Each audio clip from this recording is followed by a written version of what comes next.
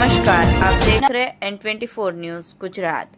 सूरत शहर में पिता की घातक हत्या करने वाले कलयुगी पुत्र इमरान उर्फ गुरु शेख को 15 साल बाद सूरत से लगभग 1950 किलोमीटर दूर नेपाल बॉर्डर के पास बिहार के एराई रामपुर गांव से सूरत शहर क्राइम ब्रांच ने गिरफ्तार किया है। सूरत शहर के पुलिस कमिश्नर द्वारा शहर में गंभीर अपराध कर सालों से फरार चल रहे आरोपियों को खोज निकालने के लिए सूरत शहर क्राइम ब्रांच को निर्देश दिए गए थे।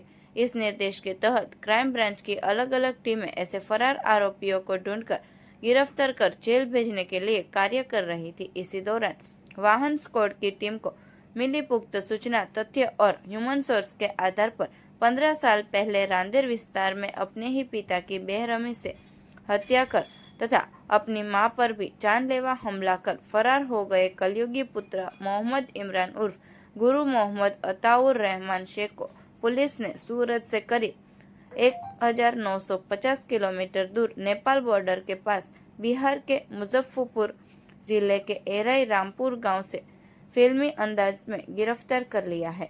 आरोपी को आगे की कानूनी कार्रवाई के लिए रांदेर पुलिस स्टेशन को सौंपने की प्रक्रिया शुरू कर दी गई है।